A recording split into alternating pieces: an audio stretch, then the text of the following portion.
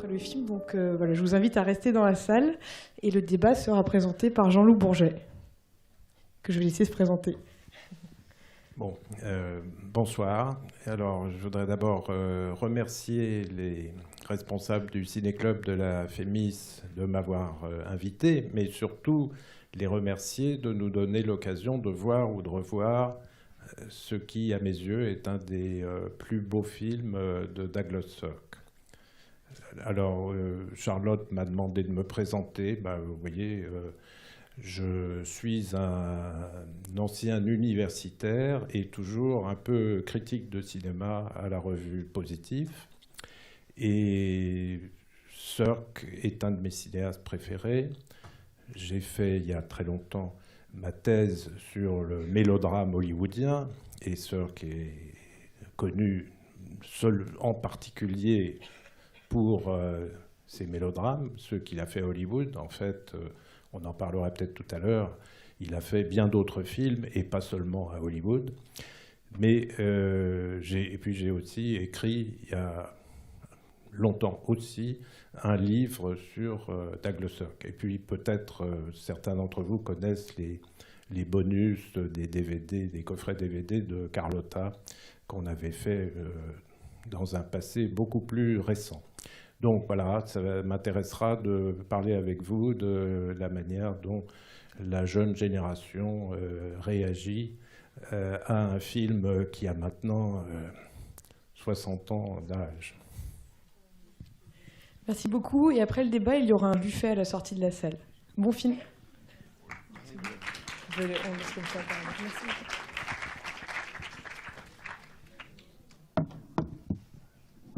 Lié de la place un peu particulière que le film avait occupée dans la vie de Douglas Sirk. Alors, dans la vie de Douglas Sirk, je ne sais pas exactement. Disons que dans sa carrière, il vient peu après un film qui, effectivement, a été très important, qui est Le Secret Magnifique. Alors, je ne voudrais pas être trop long, mais comme j'ai dit tout à l'heure, Sirk, à l'origine, est un Allemand qui vient du théâtre, qui a eu une carrière de cinéaste dans les années 30 en Allemagne, donc en Allemagne nazie. Il n'a fait aucun film de propagande, mais enfin, il a fait des films pour l'UEFA qui s'inscrivait dans la production de l'Allemagne nazie. Il a eu du mal à quitter l'Allemagne. Il n'a jamais, c'était à l'origine un homme de gauche, il n'a jamais eu de sympathie pour le régime, mais il a eu du mal à quitter l'Allemagne parce que sa deuxième femme était d'origine juive. Donc c'était une sorte de moyen de pression implicite sur lui. Il a fini par partir, il arrive aux États-Unis où il est quasiment inconnu. Il n'est pas dans la position d'un Fritz Lang ou d'un Hitchcock qui arrivent et qui sont des cinéastes tout à fait reconnus. Donc il a d'abord du mal, il essaye de faire des films plus ou moins personnels, indépendants. Ça, c'est dans les années 40. Il retourne en Allemagne où il est très mal accueilli. Il revient enfin aux États-Unis et commence à travailler donc pour le studio Universal International. Et alors ce studio va chercher un certain nombre de scénarios de films qui ont été réalisés dans les années 30 en se disant, tiens, on pourrait essayer d'en faire des remakes. Et notamment donc un film qui est Le Secret Magnifique, Magnificent Obsession, avec deux stars, pas des très grandes stars, mais des stars tout de même importantes des années 50, qui sont Jane Wyman, la première épouse de Ronald Reagan, et Rock Hudson.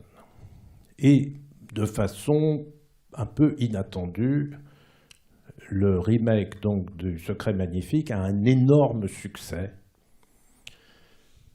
Sirk fait d'autres films, et bien sûr, le studio se dit, mais on va refaire un autre film, pas un remake, mais un autre film sur un sujet original, mais spécialement pour ce couple, Rock Hudson, Jane Wyman, qui a eu un grand succès avec Le Secret Magnifique.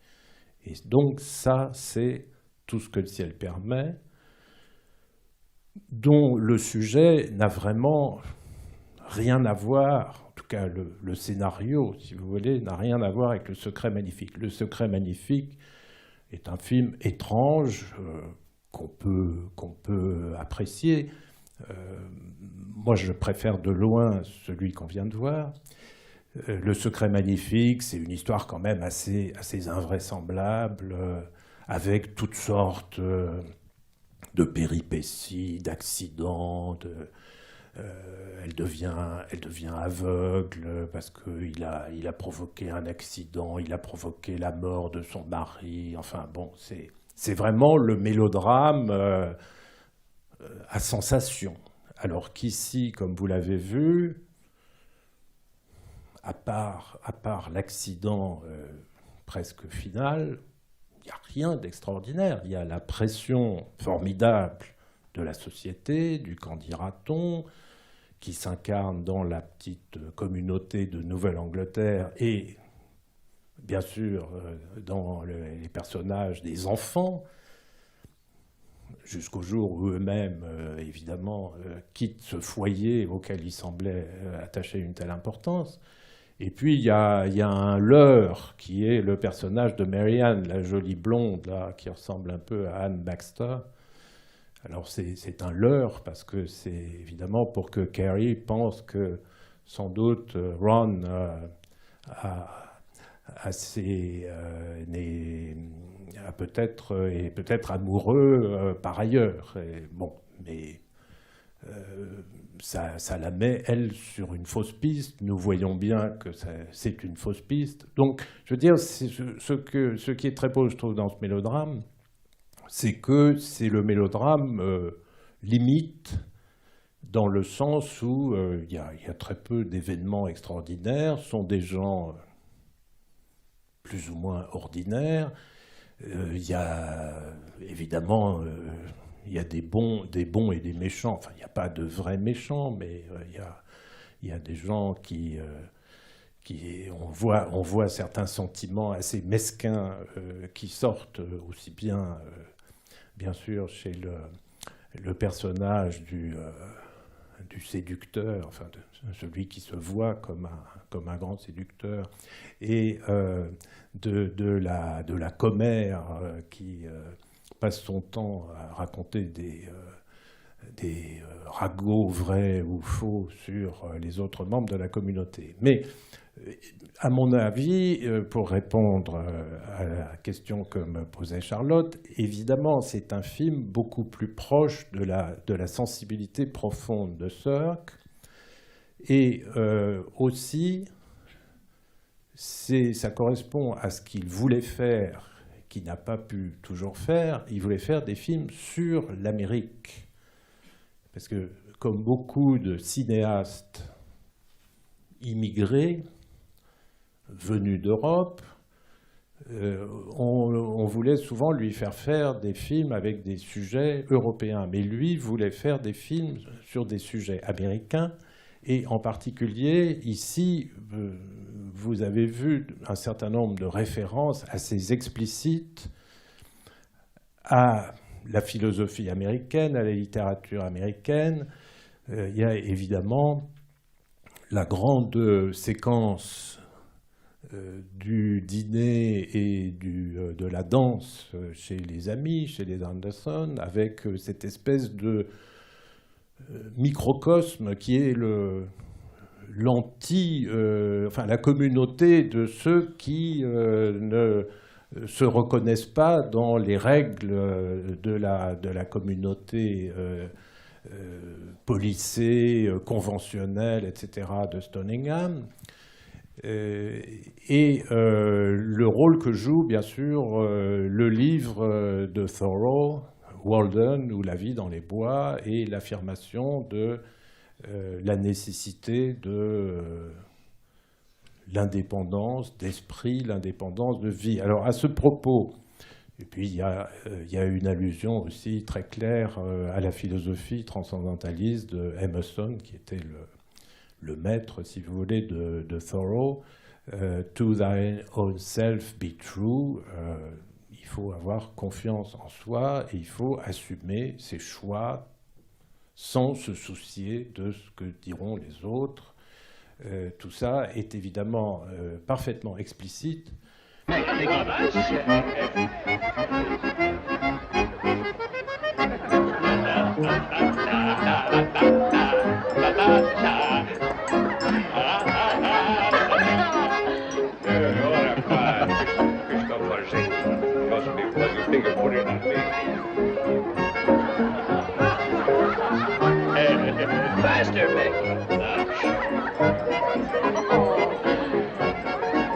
Alors, j'en dis quelques mots aussi parce qu'il y a un très beau livre d'entretien avec Sir qui a été fait par un Anglais, John Halliday. C'est un des éléments qui ont fait redécouvrir Cirque à la fin de sa vie, quand il était retiré d'Hollywood. Mais ce livre, c'est aussi un petit peu le problème des entretiens avec des cinéastes qui sont faits longtemps après qu'ils ont fait leur film. Parce que Halliday dit, mais Halliday, il veut absolument que Cirque soit quelqu'un de très subversif et quasiment révolutionnaire. Il dit, comment vous avez réussi à glisser une allusion à Thoreau et à Walden? Alors Cirque dit, bah oui, c'était très difficile, etc. Bon, il est évident que pas du tout. C'est tout à fait explicite, c'est pas quelque chose qui est en contrebande dans le film. Et de toute façon, à l'époque où Cirque fait ce film, Thoreau est devenu un auteur tout à fait reconnu, respecté, qu'on enseigne dans les classes aux États-Unis. Ça n'a rien de subversif, mais il y a l'idée fondamentale qui est que, voilà, il y a eu les transcendantalistes, Emerson et Thoreau, qui disaient il faut assumer ses choix, ses idées, sans se soucier des conventions. Ça se passe en Nouvelle-Angleterre, et regardez ce qu'est devenu aujourd'hui, un siècle après, la bonne société de Nouvelle-Angleterre et la contradiction complète qu'il y a entre ce qu'on lit, ce qu'on dit. On lit Thoreau, on pense qu'on est indépendant, et en réalité, on ne l'est pas. Des gens comme le personnage de Carrie ont intégré complètement cette espèce de pression sociale qui est double, puisque c'est à la fois une question de classe et une question de différence d'âge. Donc, en ce sens, oui, je dirais que c'est un film très personnel pour ceux qui admiraient beaucoup la littérature américaine et qui avaient envie de faire des films sur des questions qui concernaient son propre rapport à l'Amérique et la contradiction manifeste qu'il voyait. C'est ça qui est intéressant. C'est pas qu'il cite Thoreau, c'est qu'il montre que il y a les gens qui lisent Thoreau, mais il y a celui qui n'a pas besoin de le lire, qui est le personnage de Ron Kirby.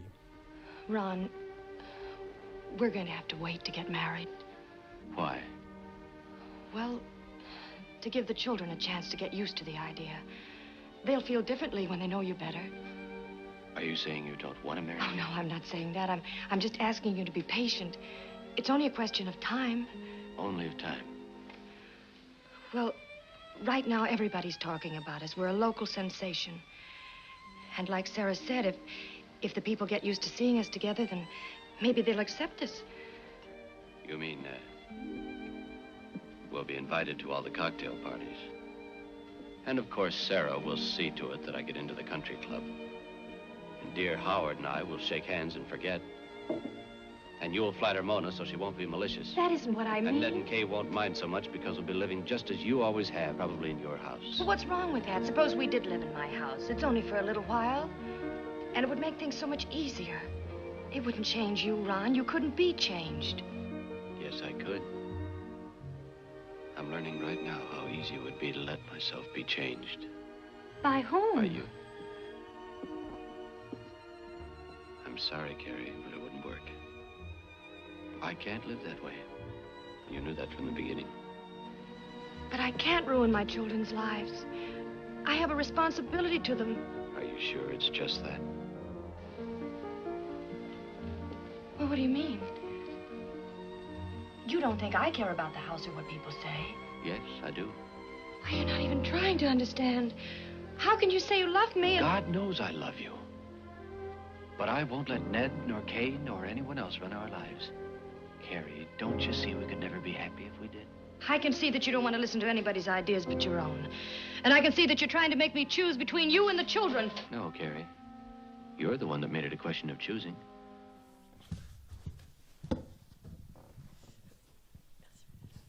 En dehors du fait que c'est un mélodrame qui fonctionne bien, il y a une happy end, ce qui nous rassure beaucoup, j'ai été moins sensible en revoyant le film à la très grande violence, notamment dans l'expression du désir sexuel de la femme, parce que finalement, c'est sur elle qu'il insiste. Bon, elle est vieille d'une certaine façon, et elle a le droit quand même au désir, elle a le droit d'exister, et ça, c'est relativement moderne comme point de vue, m'a-t-il semblé. Je pense que vous avez tout à fait raison, c'est-à-dire il faut se rendre compte, on s'en rend compte bien sûr à quelques sourires ou à quelques rires, mais il faut faire un petit effort aussi pour se rappeler que c'est un film tourné en 1955 et qu'il y a des choses qui, au cinéma, moyen de communication, art de masse, il y avait des sujets, donc, à Hollywood, mais ailleurs aussi, qui étaient impossibles à traiter. Et que là, il y a effectivement quelque chose qui est audacieux, qui est tout ça. Et c'est ça qui scandalise la communauté, et même la meilleure amie de l'héroïne, jouée par Agnès Morhead, qui était dans la compagnie de théâtre d'Orson Welles, le Mercury Theatre, qu'une jeune veuve, mais évidemment, elle n'a pas 17 ans, elle s'est mariée à 17 ans, bon, mettons qu'elle ait 40 ans, mais c'est choquant qu'elle puisse encore éprouver un désir amoureux et envisager, alors à la rigueur, oui, d'avoir une liaison, ça c'est peut-être à la limite tolérable, mais d'épouser quelqu'un qui est plus jeune qu'elle, qui est évidemment, qui incarne une forme de virilité, bon, les autres femmes, un certain nombre d'autres femmes se pâment en le voyant. Donc on voit bien aussi que il y a de la répression dans le personnage de Carrie, mais il y a de la répression dans les autres personnages parce qu'ils aimeraient bien éprouver ce genre de désir, mais ils ont réprimé tout ça. Et en même temps, il y a le côté, mais évidemment très, en beaucoup plus subtil, il y a le côté l'amant de Lady Chatterley, c'est-à-dire comment une femme qui a été l'épouse d'un notable qui a réussi, etc., peut-elle tomber amoureuse du jardinier, hein. Bon.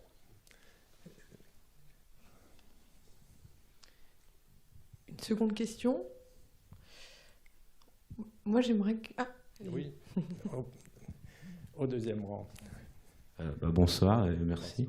Moi, quand j'ai regardé le film, j'ai eu l'impression qu'il y avait dans les couleurs, etc., quelque chose de comment dire, un peu distancié par rapport au mélodrame. Peut-être j'ai l'impression qu'il pousse les codes du mélodrame jusque dans les couleurs, enfin jusque dans le côté, je pourrais pas comment dire, mais enfin, il y a quelque chose de kitsch en fait. J'ai l'impression que je demande ça tout le temps. Dans ce film, j'ai l'impression que c'est peut-être une façon pour Douglas Sirk de se mettre en retrait quand même du mélodrame trop fort, enfin du mélodrame trop formaté. Qu'est-ce que vous en pensez ? Alors, il y a plusieurs choses intéressantes dans ce que vous dites. Bon, d'abord la question de la couleur. Sirk est vraiment un des cinéastes qui ont introduit la couleur dans le mélodrame. Si vous réfléchissez un petit peu, il n'est pas tout à fait le seul, mais il y a très peu de mélodrames avant les années 50 qui utilisent la couleur.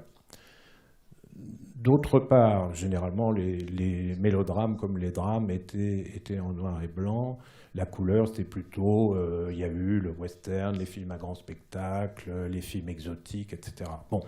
Deuxièmement, il y a une utilisation de la couleur qui est, on le voit, je pense, très maîtrisée, très délibérée.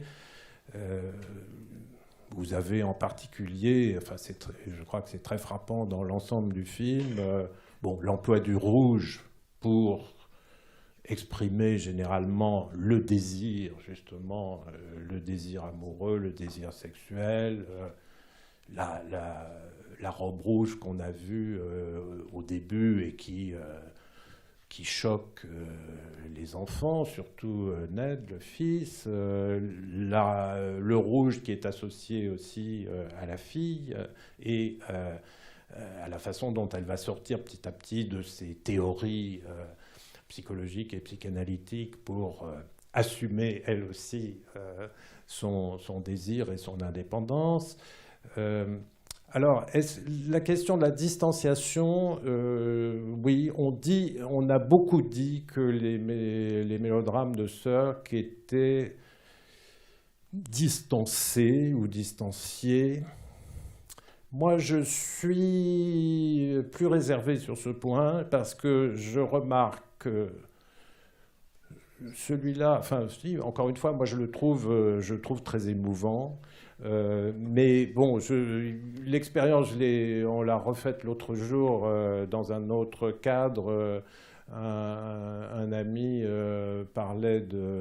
montrait la fin de Mirage de la vie, Imitation of Life, et c'est une fin où je peux vous assurer que beaucoup de spectateurs ont les larmes aux yeux à la fin. Donc, alors le kitsch, là je dirais non. Il y a, non, le kitsch, il y a le kitsch, qu'est-ce que c'est ? C'est le mauvais goût. Alors le fait qu'on prenne plaisir à quelque chose qui est de mauvais goût.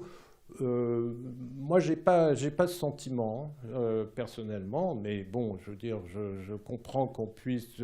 Bon, est-ce que en voyant des arbres de Noël, c'est kitsch ? Non, moi je crois pas. Mais ce qui est sûr, c'est que vous avez. Mais là, est-ce que c'est de la distanciation ? Non, je crois que c'est de la dénonciation. La séquence évidemment très célèbre du poste de télévision.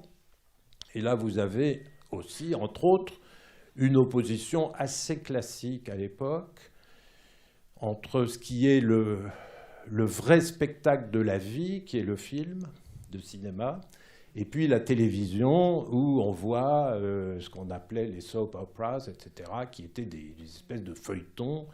Et là, c'est un peu... on les imagine, mais c'est plutôt satirisé. Mais voilà, moi je le ressens comme ça, mais encore une fois, on peut le voir autrement. On pourrait dire aussi, alors sur cette séquence de la télévision, il y a Fassbinder, qui était un grand admirateur de Sirk, il a fait une sorte de remake libre, très libre, de ce film, qui s'appelle, le film Tous les autres s'appellent Ali. Alors c'est évidemment, c'est transposé, c'est actualisé, c'est une histoire d'amour entre une veuve allemande et un ouvrier immigré. Donc le contraste, le conflit est plus violent que dans ce film-ci.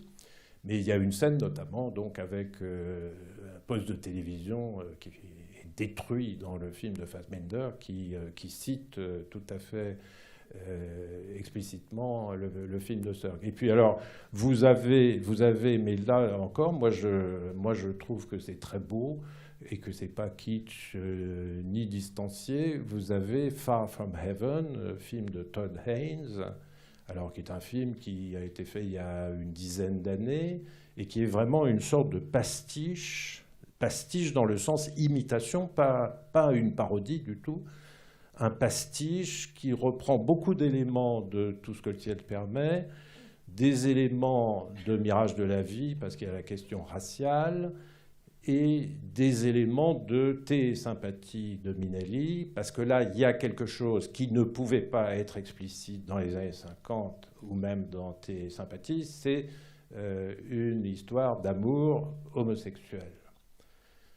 Et Todd Haynes, le film sort au mois de janvier prochain, le dernier film de Todd Haynes, Carol, et qui est l'adaptation d'un roman de Patricia Highsmith sur une liaison, enfin, pas une liaison d'ailleurs, l'amour entre deux femmes. Et c'est tout à fait dans le même style de reconstitution méticuleuse des années 50 à New York. Mais moi, je trouve ça ni kitsch, ni distancié.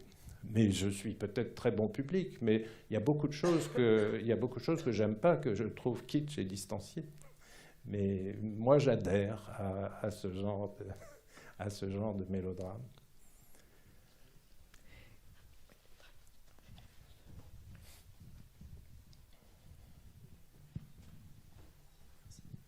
Bonsoir.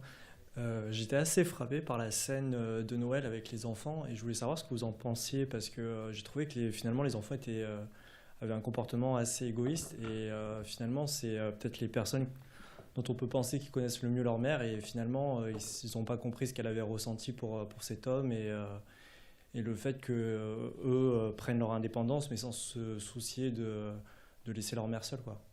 Mais vous avez tout à fait raison. C'est ce que j'en pense la même chose que vous, c'est-à-dire en même temps, c'est bon, on peut dire peut-être une ou deux choses là-dessus. D'abord, ça, Sirk, je parlais tout à l'heure du livre d'entretien avec John Halliday. Encore une fois, je dis bon, des années après, les cinéastes peuvent ne pas se souvenir précisément de ce qu'ils ont fait dans leurs films, etc., que d'ailleurs ils n'ont pas eu forcément l'occasion de revoir. Mais sur la question des enfants, Sirk en parle en disant mais généralement au cinéma, quand on montre des enfants, c'est toujours un signe d'espoir, d'optimisme.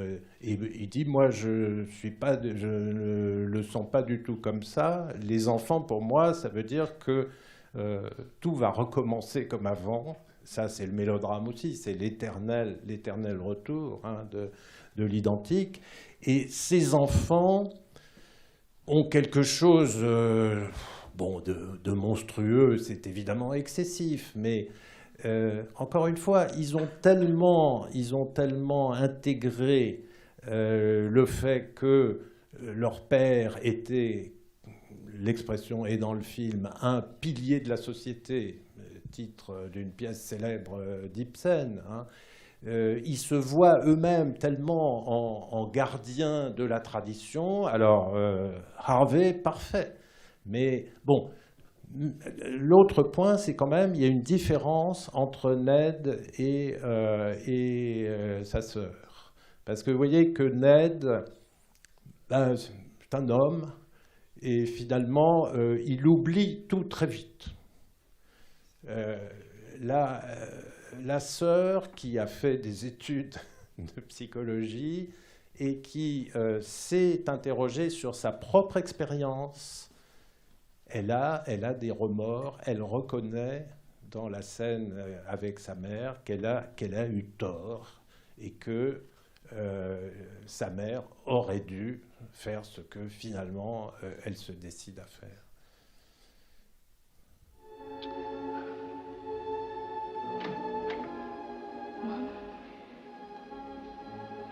Mama? Don't you see, Kay? The whole thing's been so pointless. Oh, Mom, I'm terribly sorry. I didn't mean to hurt you. Mom, it still isn't too late if he loves you. Oh, please, Kay. Mother? Merry Christmas. Bonsoir. Pardon, oui, je vous en prie.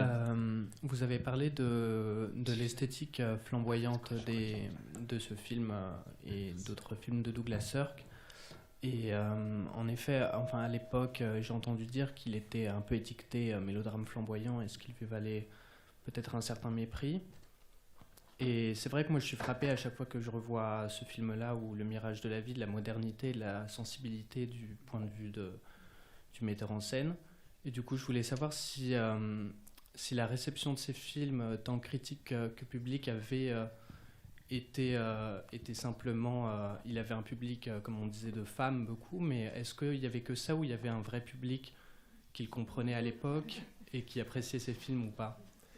Alors, évidemment, je ne dis pas que les femmes ne le comprenaient pas, mais est-ce qu'il y avait une critique qui le reconnaissait et est-ce que le public, lui, exprimait en tout cas une appréciation analysée de ces films ?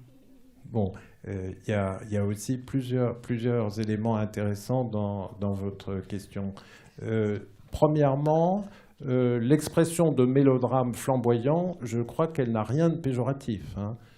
C'est une expression qui a été forgée par les critiques et les historiens pour désigner un type de mélodrame où notamment la couleur et bien sûr l'excès, mais ça c'est typique du mélodrame en général. Celui-ci, encore une fois, est un peu limite, mais là, il y a le rôle de la musique aussi, bien sûr. Sa sœur en a beaucoup parlé. Mélodrame, ça veut dire drame avec musique. Donc, si vous réécoutez le film, vous voyez le rôle que joue le thème inspiré par Chopin et puis d'autres thèmes associés aux différentes situations et aux différents personnages. Donc, mélodrame flamboyant, ça voulait dire une sorte de mélodrame assumé et se servant de toutes les ressources du grand écran, de la couleur, du son stéréophonique. Vous voyez, c'est plutôt ça que ça voulait dire, mais je pense que l'expression n'était pas du tout péjorative. Alors, sur la fortune publique et critique des films de Sirk, je schématise un petit peu, mais lui-même l'a dit, et je pense que c'est en grande partie fondé. Dans les années 40, il essaye de faire des films assez personnels, des productions indépendantes, et il a le sentiment qu'aux États-Unis, ça ne marche pas vraiment. Quand il est à Universal International, il est évident qu'il fait des films qui sont destinés au grand public, surtout quand, comme celui-ci et Mirage de la vie et Le secret magnifique, ils sont produits par Ross Hunter, qui était un producteur, mais c'était pas... Enfin, si, il avait les mêmes ambitions que Selznick, si vous voulez, mais c'était pas Selznick, c'est quelqu'un qui avait d'abord l'œil sur le nombre de spectateurs. Alors, est-ce que ces films étaient plus ou moins populaires parmi le public féminin que parmi le public masculin? Peut-être, mais relativement. On sait depuis longtemps que même ce qu'on appelait les women's films, les mélos, attiraient aussi un public familial, un public masculin. On est encore à l'époque, de toute façon, où le code est encore en place, ce qui veut dire qu'un film qui sort peut être vu par tout public. Ça devient problématique pour certains films, d'ailleurs, mais là, on est encore dans le cas de figure où n'importe qui peut aller voir ce genre de film. Ce qui est aussi une des raisons pour lesquelles, évidemment, on ne peut traiter certains sujets que de façon très oblique. Pour la fortune critique, alors c'est plus compliqué. Dans les années 50, Sirk est reconnu dans la profession. La preuve, c'est qu'il fait toute une série de films donc chez Universal, qui ne sont pas seulement des mélodrames. Hein. Il a fait un western, il a fait un peplum, il a fait un film d'aventure, il a fait des comédies musicales. Il n'a aucun problème. Il est un des metteurs en scène qui rapporte beaucoup d'argent au studio Universal. Il travaille toujours avec la même équipe, musicien, directeur de la photo, Frank Skinner, le compositeur, Russell Metty, un directeur de la photo tout à fait connu et reconnu. Mais la reconnaissance critique, elle va venir beaucoup plus tard. Moi, je dirais, pour la dater à peu près, il faut attendre le départ de Sirk des États-Unis, puisque si on peut donner un jalon assez précis, c'est le numéro spécial des Cahiers du cinéma 1967. Alors ça veut dire que là, il y a des gens qui ont vu quelques films de Sirk. Toute l'œuvre allemande, par exemple, était inconnue. C'était très difficile. Moi, quand j'ai fait ma thèse, pas sur Sirk, mais sur le mélodrame, j'ai commencé à travailler en 1970. Bon, à l'époque, j'ai eu un mal de chien d'ailleurs à trouver les coordonnées de Sirk, parce que je croyais qu'il était à Munich alors qu'il était en Suisse. Et puis j'ai correspondu avec lui, j'ai correspondu avec Hallyday qu'il avait interviewé. Il n'y avait pas de DVD, il n'y avait pas de cassette. Pour voir les films, il fallait voyager, il fallait aller dans les cinémathèques. Donc la reconnaissance critique, elle est venue, comme pour beaucoup d'autres cinéastes, elle est venue d'Europe, et donc dans les années 60. 67, les Cahiers du cinéma, le livre d'entretien, les entretiens ont été faits en 70, le livre est paru quelques temps après. Là, il y a eu la reconnaissance, et puis il y avait eu dans les Cahiers du cinéma aussi un exemple, un article de Godard, magnifique d'ailleurs, sur le temps d'aimer et le temps de mourir, qui s'appelle Des larmes et de la vitesse. Un article très, très lyrique, très élogieux. Et il y a eu donc le rôle joué aussi par les cinéastes. Fassbinder, il a écrit un article sur ça, mais là on est dans les années 70. Disons, j'ai vu, je ne sais plus combien, j'ai vu une dizaine de films de Sirk, et il compte parmi les plus beaux films du monde. Alors, après cette période, après sa retraite d'Hollywood, il était malade, il a eu des tas de problèmes de santé. Il est revenu en Europe, donc il s'est installé à côté de Lugano, dans le Tessin.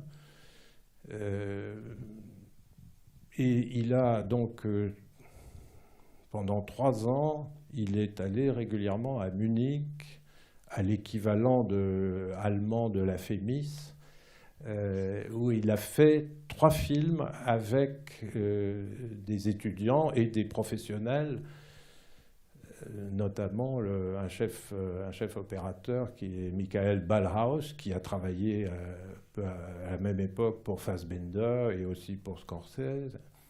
Et Fassbinder a joué dans un de ces 3 films, Bourbon Street Blues.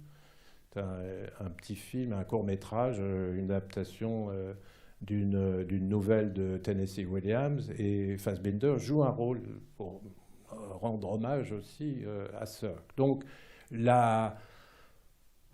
l'accession de Sirk au statut d'auteur, c'est les années 1970, c'est-à-dire plus de 10 ans après son départ d'Hollywood, puisque Imitation of Life, c'est 59, vous voyez.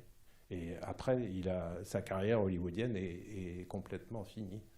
Il y a juste les 3 films faits à Munich dans les années, début des années 70. Alors, et encore un mot quand même, c'est parce que c'est important par rapport à votre question sur le public. Il y a eu encore un peu plus tard, plutôt dans les années 80, un grand mouvement dans la critique d'inspiration féministe qui est né, au fond, à ce moment-là.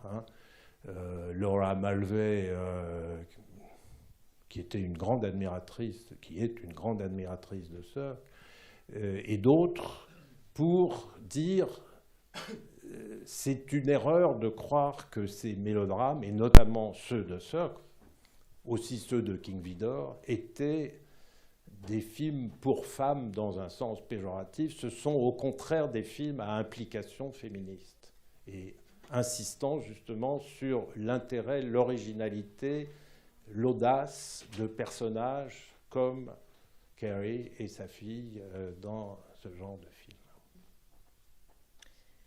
Alors, est-ce que quelqu'un aurait une dernière question pour conclure ? Il y a 2 ou 3 dernières questions. De personnes, très bien. Bonsoir. Ma question concerne plutôt la réalisation du film. Donc on est à Hollywood dans les années 50 et en 55 c'est la fin du McCarthyisme. Vous avez dit que le studio Universal cherche à toucher le public. Pourtant, ça a été dit à plein de reprises précédemment, on sent la subversivité du film. C'est pas un film qui est là pour flatter les gens dans leur certitude, mais plutôt pour déranger. Alors, est-ce que Sirk a eu des difficultés avec le studio pour ce scénario, ou comment ça s'est passé ? Non, encore une fois, je crois que vous avez raison de remettre dans le contexte. On est dans un contexte où ce n'est pas possible de faire une allusion. Enfin, c'est possible, bien sûr. Vous me direz, il y a des exemples, genre le train sifflera 3 fois, mais c'est dans un film de genre. Et j'entends bien que le train sifflera 3 fois, c'est un western, mais c'est d'un metteur en scène Zinnemann, qui était reconnu comme une sorte d'auteur, ce qui n'est pas le cas de Sirk. Il fait un film d'un genre qui est considéré comme le mélodrame, donc un film de genre, un film grand public. Il est, je pense, hors de question de faire allusion directement au macartisme. Il peut jouer simplement sur, encore une fois, ce fossé entre une Amérique qui se réclame maintenant de quelqu'un comme Thoreau, mais qui ne pratique pas du tout la philosophie indépendante de Thoreau. Je voudrais simplement ajouter que sur ce point, là encore, Hallyday, qui veut absolument faire de Sirk une sorte de révolutionnaire qui s'avance masqué, il en fait vraiment trop. Sirk a quand même fait un film, d'ailleurs avec Rock Hudson aussi, Les ailes de l'espérance, sur une sorte d'un personnage d'ailleurs authentique, donc joué par Rock Hudson, qui est à la fois un aviateur et une sorte de pasteur pendant la guerre de Corée. Alors évidemment, là, Hallyday est un peu embarrassé, il dit mais comment vous avez pu faire ce film, etc. C'est très bizarre, etc. Et puis aussi avec en Allemagne, Sirk avait fait un film un très beau film d'ailleurs qui s'appelle Parramatta, bagne de femmes, qui est censé se passer en Australie, colonie pénitentiaire anglaise. Et alors, Hallyday dit, mais c'est très bien, c'est un film anti-impérialiste, etc. Oui, enfin, sauf que c'est un film fait en Allemagne nazie, donc contre l'impérialisme anglais. Mais de là à voir dans ce film un film de gauche, je pense qu'il y a évidemment une marge. Non, je pense que c'est pas un film subversif, c'est un film où il y a un travail sur les personnages et sur leur motivation, sur leur conditionnement, si vous voulez, qui est un travail qu'on pourrait appeler de déconstruction aujourd'hui. Mais je ne pense pas que, encore une fois, y voir comme le suggère Hallyday, un film subversif, parce que Sirk aurait glissé en contrebande une allusion à Thoreau, non, il n'y a pas de contrebande du tout. C'est un auteur qui est devenu classique, encore une fois, dans le sens classique enseigné dans les classes. Mais bien sûr, il pose la question aussi, on peut voir tout le film sous cet angle-là, la distance entre la théorie et la pratique, dans ce qu'on enseigne, dans ce que les gens disent, croient, dans ce qui se cache à eux-mêmes, dans le fait qu'ils n'osent pas être libres. Mais je trouve qu'il y a des lectures, disons, de Sirk sur la société des années 50, en disant c'est une société quasi fasciste, etc., qui me paraissent complètement à côté de la plaque, parce que tout à fait excessive. C'est pas ça son propos. Il aime beaucoup l'Amérique, y compris l'Amérique des petites villes, mais il montre qu'elle a aussi des côtés. Elle a des côtés idylliques et puis des côtés qui sont très désagréables, mais qu'on trouve partout, pas seulement en Amérique. Oui, moi j'avais a priori une dernière question donc. On parlait d'ailleurs de la flamboyance des couleurs, je pense que c'est surtout dû au Technicolor qui est utilisé. Il y a beaucoup de fois où les visages sont filmés, comme dans les films noirs, extrêmement bien filmés, et d'autres fois où ils sont complètement dans le noir. On a juste notamment dans la scène de la confrontation dans le grenier, où on a les deux couleurs, bleu et orange, et les visages sont dans le noir, sont invisibles. Je trouvais ça assez perturbant, et j'ai rarement vu ça dans le Technicolor, même dans les mélodrames ou autres. Je voulais savoir quelle analyse vous portiez sur les visages complètement éteints. Enfin, éteint, en tout cas noir, et est-ce que c'est pour ressortir ou pour autre chose? Mais je pense que vous l'avez très bien vu. C'est très frappant, effectivement, ces visages qui sont souvent, notamment le visage de Rock Hudson, presque complètement dans l'ombre. Je pense que c'est un moyen, ça fait partie de la flamboyance, paradoxalement, parce que c'est un moyen aussi de renforcer le côté dramatique qui, sinon, encore une fois, si on s'en tient à l'argument, il n'y a pas grand-chose. Donc, d'où vient le drame? D'où vient ce qui donne l'impression de sentiments intenses? Ça vient de la couleur, ça vient des contrastes ombre et lumière, ça vient de la musique, de ce genre de choses. Vous voyez. Alors, il y a un autre film de Sirk qui est vraiment un mélodrame qui est en même temps une sorte de film criminel, c'est Écrit sur du vent, qui est très différent de celui-ci, qui n'a pas d'aspect, beaucoup moins l'aspect sentimental, mais il y a un aspect couleur choc. les couleurs des voitures avec les personnages importants, c'est le frère et la sœur. Hein. Robert Stack qui a une voiture jaune vif, le frère et la sœur qui sont tous les deux un peu détraqués quand même. Donc Robert Stack qui a une voiture de sport, ça se passe dans le milieu des pétroliers texans. Hein. Donc des gens qui ont beaucoup d'argent, beaucoup plus que les notables de Nouvelle-Angleterre. Et puis Dorothy Malone, sa sœur, amoureuse transie de Rock Hudson, qui a une voiture, elle, rouge vif. Mais ça commence comme un film criminel avec la voiture qui fonce à travers près des puits de pétrole, et puis dans la nuit, quelqu'un qui sort, qui entre dans une maison, un coup de feu, il ressort, et puis c'est un flashback qui va nous montrer comment on en est arrivé là. Donc c'est un mélodrame, mais qui ressemble beaucoup plus à... Enfin, mélodrame dans le sens américain, melodrama, qui est souvent un film criminel. Alors qu'ici, il n'y a pas de crime. Il y a les crimes de Mona Plash et puis du séducteur. Enfin, c'est des crimes assez bénins quand même. Merci beaucoup, merci à tous d'être venus ce soir et surtout merci à Jean-Luc Bourget d'avoir été présent parmi nous. Merci de la Glosseur quand même.